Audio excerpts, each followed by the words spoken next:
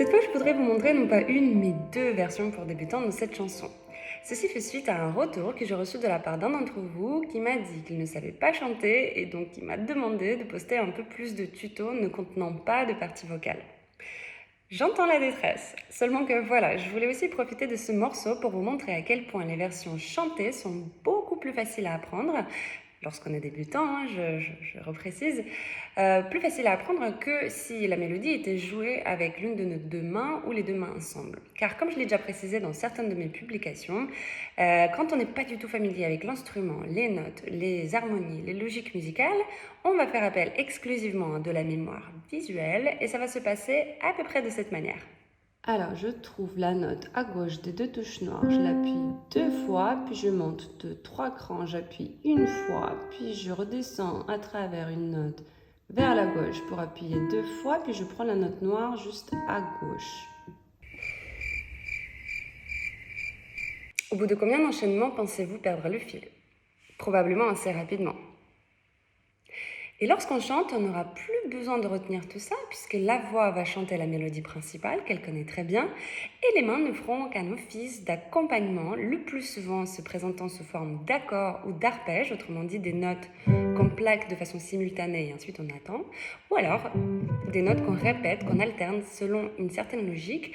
Mais quoi qu'il en soit, là où la voix va faire des hauts et des bas, les mains auront des mouvements beaucoup plus constants, réguliers, répétitifs et donc plus faciles à retenir. Et pour que ce soit un peu plus parlant, passons donc à cette chanson qu'on connaît tous depuis notre enfance, Loin du froid du décembre, et cette première version dans laquelle je vais jouer la mélodie et l'accompagnement de mes deux mains et donc sans chanter. Regardez.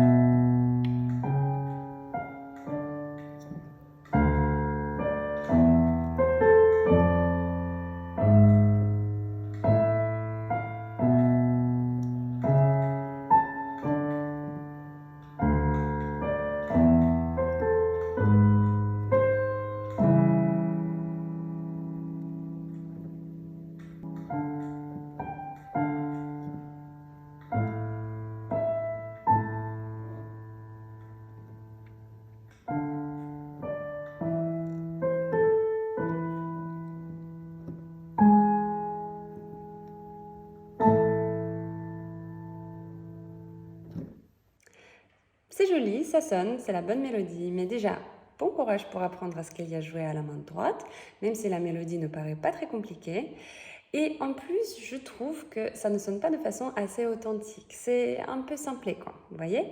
Donc, un autre avantage, à mon sens, de chanter avec accompagnement, et quand on est débutant, encore une fois, je ressouligne ce détail, c'est que ça donne un côté un peu plus impressionnant à votre morceau et ça sonne de façon beaucoup plus authentique. Regardez.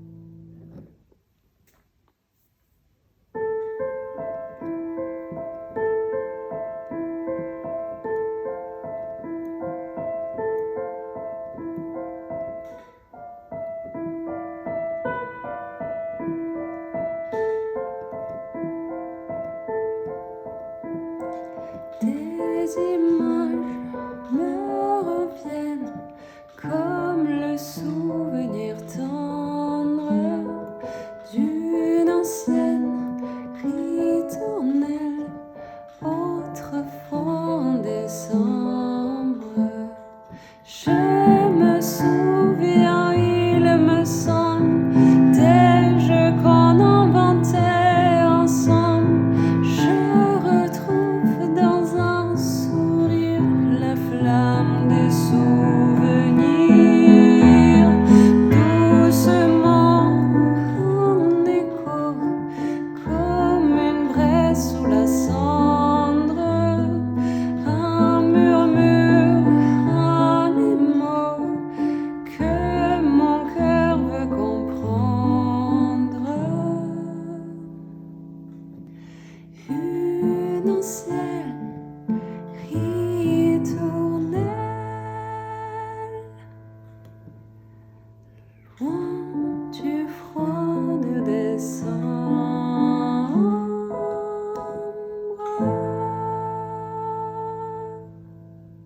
Et spéciale dédicace à celui qui se reconnaîtra. Promis, pour le prochain tuto, je vais chercher une version sympa et qui sera uniquement jouée et non chantée.